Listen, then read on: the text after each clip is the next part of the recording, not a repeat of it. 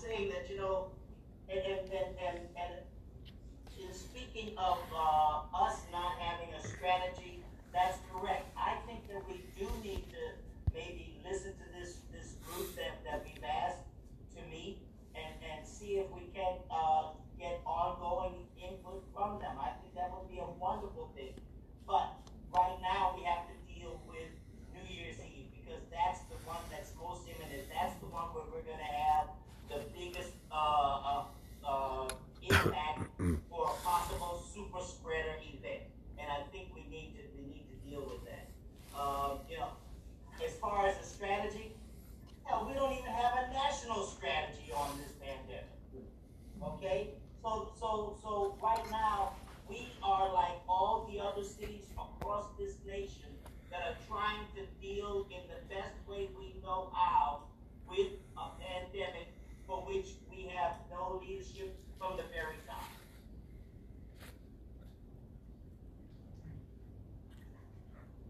Okay, so let's get back to the time frame here. Commissioner Hoover, do you have any comments, any input?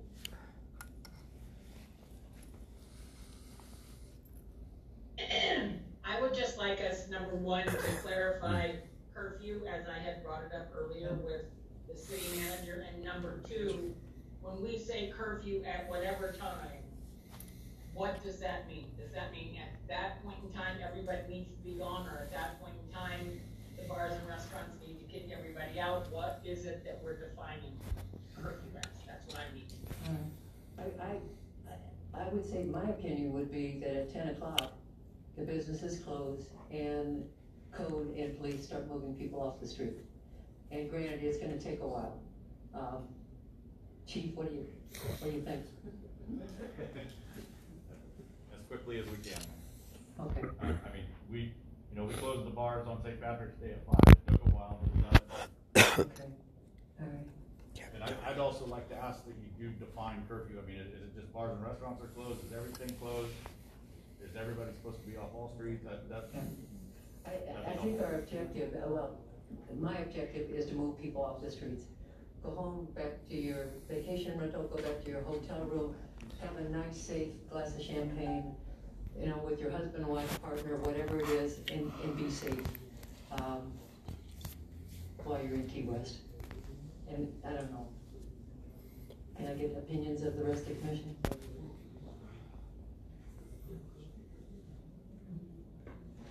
Does that answer your question, Commissioner Hoover? So it would be business closures and people moved off the street. Go home.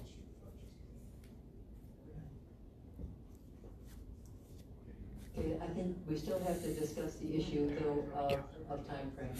Do you have a curfew for simply New Year's Eve?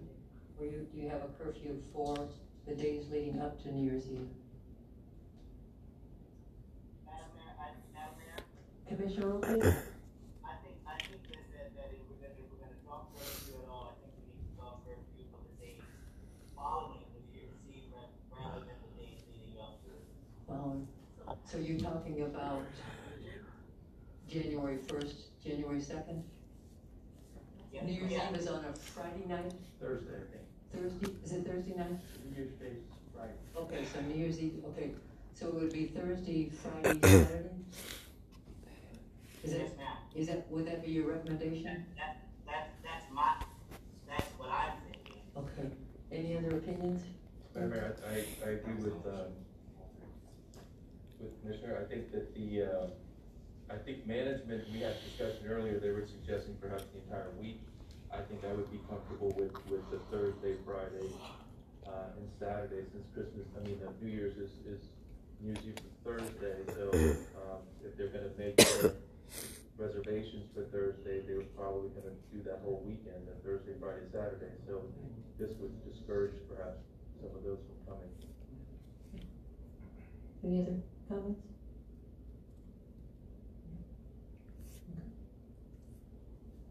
Are we gonna have a meeting, or is it gonna be by mayor's directive? Like I said, I'm comfortable either way. I'm on the record either way. I'm available I'm available for a meeting. Yep, I'm available for a meeting or provide an emergency order tomorrow, either way. Commissioner Whitley? Either way, Commissioner Oslo? What we're gonna do already. Commissioner Hoover, do you have an opinion on that? I'm available either way. Okay. Okay, so, when's the earliest we could set up a meeting? Mayor, you could always issue the directive, and if two commissioners want to alter that in some fashion, you call for a special meeting to discuss the directive. Or you can schedule, I think Sharon can probably schedule something for next week. Can I ask a question?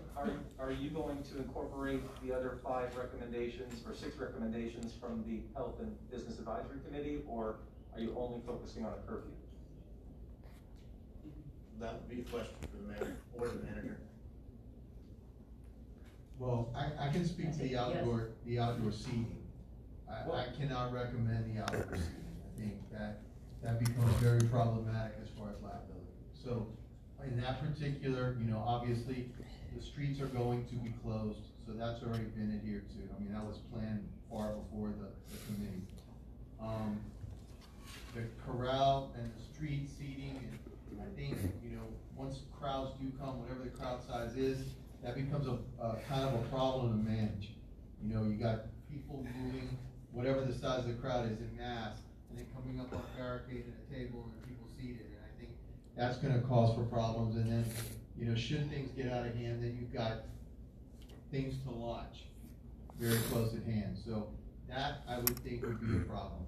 The closing of the streets, obviously, the events, the drops, they've already been canceled, so that's already been adhered to. And the signage, I think you've already ordered the signs, Patty. So signs have already been ordered. I know I rode downtown today, and there's more signs up. Those metal signs, Mask Up Key West, there's more of them out there. Airport signage and additional signage is arriving tomorrow. So we'll get that out pre-weekend. So, and I don't remember whatever the rest of the list was. If I could ask, if that's okay, Madam Mayor? Please. What about house parties at Airbnbs, vacation rentals, especially large gatherings of our youth?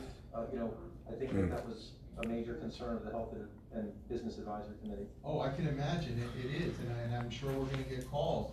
The fewer people on Duval Street, I don't know what that's going to look like, as you said. We don't know what we're guessing. But we'll respond to those as we have to. He'll get calls. We're gonna have everybody on duty. Have we gotten any additional information as to additional manpower? I put in a request before to Highway Patrol, and I have not heard back from them. They did mention that they have their own initiatives that night and during that time of year. So I think that's gonna be a challenge. I've reached out to one of our other partners. I might be able to bring in a few people there. We're gonna respond to those calls as manpower allows. Can you remind us on what the current rule is on gatherings in private homes, private property? Natalia, do you remember that somewhere here? Good evening, Mayor and Commissioners. My understanding is there are no restrictions in gatherings in private homes, excuse me. Okay. So if you wanted to, if you wanted to implement a 10-person, that's obviously reasonable, I would assume.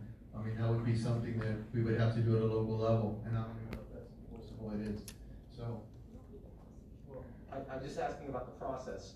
If we had a meeting, then I suppose our legal staff could review this and then share with us maybe what other communities are doing, if there's a local rule on this to be implemented, or if the mayor is going to issue a directive. Obviously there needs to be that language crafted and then vetted by our legal department. All right. So is there a consensus that we want to limit vacation rentals to, is it 15? Is that what we're talking about? You're not just talking vacation rentals, I think you're talking about gatherings. Gatherings. All gatherings to 15? Madam Mayor? Yes, Commissioner. What I heard at the meeting today is Airbnb international, I think, self-imposed regulation, we heard it was 16, I believe, for vacation rentals. Now, I don't know how they came up with that number, I don't know why, but maybe it would be helpful if we had more input from our legal staff, if they could do some research on what the basis is for this and how they got to that. I believe some of those decisions were made with the governor's order requiring the county to originally submit a plan for operations. That order has since been rescinded, so the basis for implementing is not there. Sorry, could I interject and just clarify one point? The request of the committee, or the suggestion, was that 10 would be advisable if we could enforce it, and that Airbnb has its own rule. I can't remember if it was 15 or 16. Madam Mayor? Yes, Commissioner Bradley, and then Wardlow. I think enforcement is always an issue with anything. So I think we can always say we never enforce something. That's available for anything that we do up here. Now, I think the county initially, their rule on the Airbnbs was 2 per bedroom plus 2. Yes, right. But that's been rescinded. I don't think that's as enforceable, like I just talked about, as a number. So if we hit a number, that it should be a number, rather than have someone have to count bedrooms. Madam Mayor, Commissioner Douglas, if I may, Patty just brought up the point that the CDC recently recommended gatherings of no more than 10, I believe, from 2 households, I think was the latest recommendation. So before presenting anything, we would certainly review the current standards recommended by the CDC for incorporation into a local directive. Commissioner Wardlow? So people go to a private party, and the 10 o'clock rolls around, or 12 when they leave the private party and they're walking down the street. What happens? They're out on the street after curfew. You know what, again, like any regulation, the police department's gonna have a level of discretion. Are they continuing to party? Are they making a beeline home? What are they doing? I think the point of the directive would be to clear the streets. Obviously, the more congested areas will take precedence. Because that's just something to look at, because they're not gonna stay there all night, they're gonna go home or whatever. They're either gonna be driving or walking. I think our intent is just to get the masses of people to break up the crowds, I think that's the intent here. All right, so,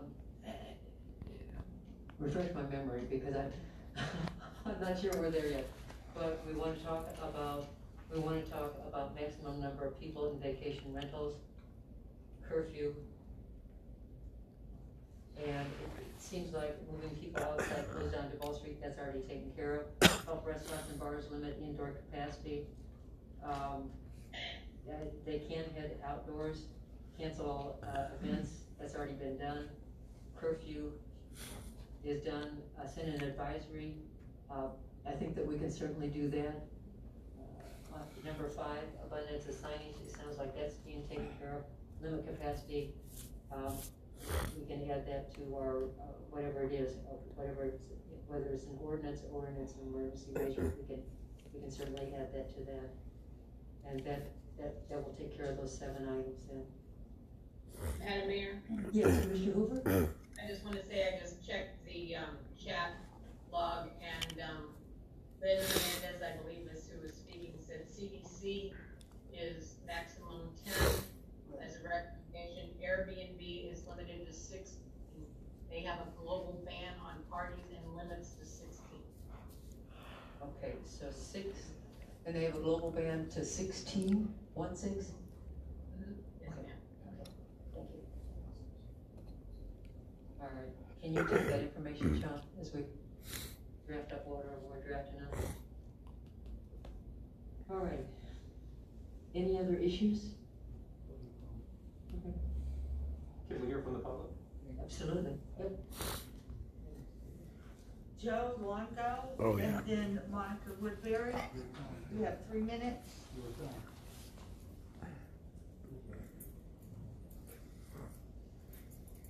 Good evening, Joe Longo, 511 Green Street, and I'm just here to try to understand what we're doing.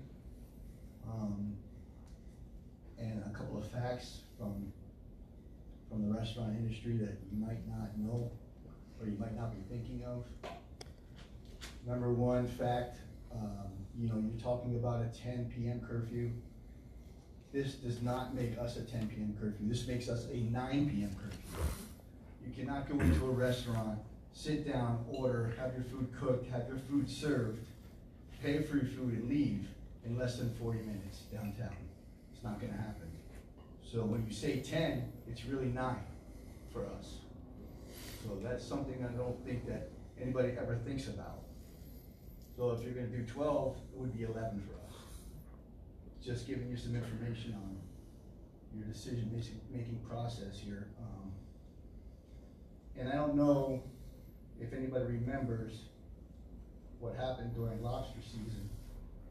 We had a similar situation where we took thousands of people that were trying to eat dinner from 5 to midnight, and we crunched them down into a curfew, which made the restaurants even busier than they normally would be. I can remember hundreds of people standing outside Two Friends patio trying to get in because they knew that in an hour the place would be closed and they would have nowhere to eat. And this happened all over Key West. I saw it at Fogarty's, I saw it at Waterfront, I saw it at Sandbar. I see it everywhere, and I don't think we learned from that situation. I think you're gonna have a similar situation if you do what you're trying to do for tonight. So, I don't know, I know that everybody wants to be a scientist, but I don't think any of us really know what's going on. And I don't know why we have to throw darts at the wall and try to figure out, let's try this, let's try that. And every time we do that, it affects an industry as a whole. And I don't think anyone in this room up here has any interest in a bar or restaurant in downtown Key West. I may be misled by that, but I don't think that any of you are willing to maybe skip a paycheck, but that's what you're asking us to do. And I understand, I get it. It's a very difficult situation that you're in, and I appreciate your position, I really do. Again, I'm not a scientist. I did have COVID-19. I got through it. For me, I'm a younger guy, it wasn't a big deal. But I understand that you guys all have people that are very close to you that have had issues in the past couple of days, and I'm very sorry for that. I'm sorry for your loss. But I don't think that the continuation of beating up on the restaurant bar business is warranted in this situation at all. Joe, if I could just say something, first of all, your 3 minutes are up, but if I could just say that in most communities, bars and restaurants are closed. California just closed all of the restaurants And to they take still out have and transmission. delivery. And you know, we really have been very, very lenient. We're asking you 3 days this year. With all due respect, I own restaurants and bars all over the country. And I have similar situations in other cities in this country. And I've watched small towns like this make bad decisions all over the country. California, Kentucky, Florida, New Jersey. This is not anything different than anywhere else. So please, just be careful what you decide, because it has a major effect. It has ripple effects through our whole industry, and it's very dangerous. Thank you. Thank you. Told you. That's my dog. After Monica, Jose Coazo.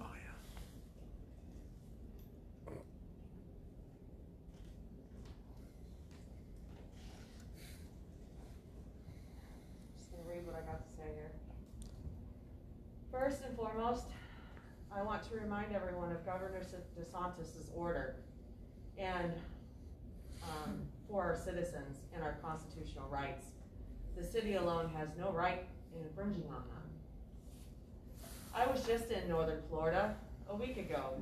Most people in northern and middle Florida don't wear masks, periods. In stores, restaurants, nada. I don't know if you guys have been up there lately, but nobody. I was in northern and middle, Tampa, all over the place, all the way to Fort Myers. Okay? The people have seen DeSantis' orders all over the US. So it's kind of hard to make them try to follow a city mayor that cannot enforce past the governor and the constitutional rights. You cannot shut down businesses, again, for 1 or 2 or 3 days without breaking the law and our constitutional rights. There is zero evidence of an emergency that DeSantis speaks of, or that this town is in immediate danger. You guys have completely downed a mall on Duval type atmosphere with the tables set up everywhere and walkway lined up. The tables set up like mall on Duval. Since all the main events are canceled, no one will be gathering in front of those normal areas. You guys post all these positive numbers, but no one is subtracting the ever-flowing negatives that keep happening when people post negative, which would show completely different numbers of COVID positives. These businesses have a right to be open, and if you can work with your city businesses, that's a huge problem. There will be less people coming out due to lesser amounts of money, high cost of hotels, because they have been out of work for months. You will have people that won't come down and won't play outside because they're too scared of COVID, even if they are down here. Not as many people as you think will be suffocating downtown as you think. I read people's posts on Facebook. I've watched New Year's people be like poof after midnight, like they're gone. All those buses that you guys let come down here and they all park over there, guess what? When it's after midnight, they disappear. They're like huffing it to those buses. They're gone. And, okay, there we go. I also want to remind people that this virus is 99.3 in higher survival rate. I've had a lot of people, a lot of friends of mine that had COVID-19. I had 3. One of them did die. He had underlying health problems, and he was older, okay? I had 2 other ones. There's one of them struggling with a little bit, but he's done with the COVID. He has a little bit of after effect. Then I have another one. He's doing a little bit harder. But out of thousands of people that I know, those 3 people had major issues. Now, I'm sorry to say of what happened this last recently, but we know that when it comes down to it, age is a huge issue here. If you are older the amount of an age, then yes, you should either really double mask up, don't come out, or try to find something else to do. But you have a younger crowd that likes to come down for New Year's. It is no different. Our police take care of those crowds regardless if it was the year before, the year before, the year before. We've always had the police to take care of these crowds. They always have in the past. And now it's going to be a problem? We've never had a problem with it before. Well, it's COVID, okay? Well, we've already discussed on telling people, hey, if you have immune problems, if you're older, then you know that you probably really shouldn't come out. And that's the truth. And I'll let my time be. Thank you. Madam Mayor, before we move on, can I just address the legal basis for a curfew, even in light of the governor's order? There's a ruling out of the 3rd District Court of Appeal in Miami that specifically allowed the city of Miami's curfew. They distinguish between closing a business and regulating a business to the hours, therefore finding the curfew to be permissible. Thank you.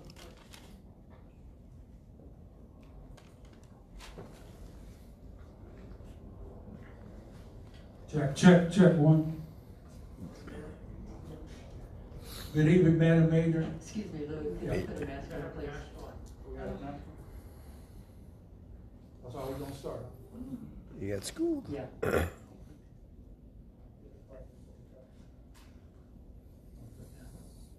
Good evening, check. Good evening, Madam Mayor and fellow commissioners.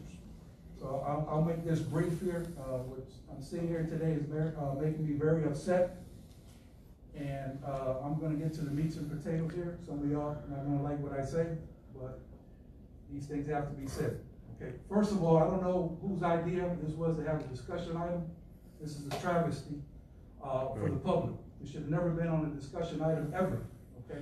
You guys are elected by the, city citizens to make decisions.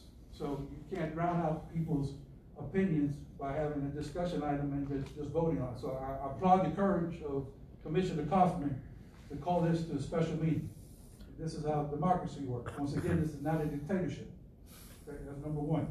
Number two, you know how you said, Madam Mayor, that be part of the solution? Well, you added to the problem, because curfews increase COVID cases.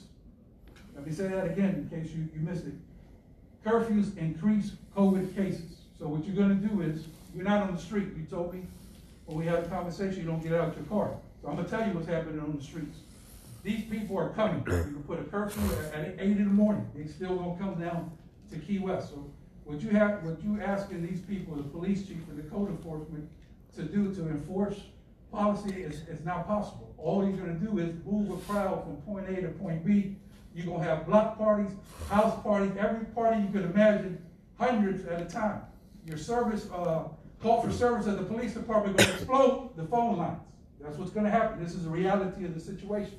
So instead of having Duval Street from point A to point B open where people can walk one of the longest streets in the world, you're gonna put them in jam quarters, therefore increasing COVID cases, adding to the problem and possible death from COVID. That's what we're doing here, okay? I'm glad City Manager Velez put these pictures up there. So you take these pictures, they don't apply to what's going on here for 2021. You know why? There's no attraction. They told you, this committee did a wonderful job, they told you there's no comp drop. Impossible for 5,000 people to stand shoulder to shoulder. There's no attraction to watch. So them pictures are irrelevant to what's going on here. Jim Gillerin, he told you he's going to cancel the shoe drop. We're not going to be on CNN. We're not going to have 6,000 people down there, so the people will spread out. I agree with City Manager Velez. The tables is a good idea from the committee here, but it's going to impact progress with people walking. So Commissioner Devlin, you know I love you. I need you to reconsider that curfew, period. I don't believe in any curfew at all. I don't believe in anything that adds to cases of COVID and death. And last but not least, I got to tell you, I'm taking offense. And we continue to pick on bars and restaurants, like my man Joe said. I don't get drunk on Duval Street. I drink Pepsi. So please have respect on the bar industry. Just like we have respect for the grocery store, we have respect for the construction company. Thank you. Merry Christmas. Happy New Year. That's my time. Drop the mic. Andrew Day and then James Keemon.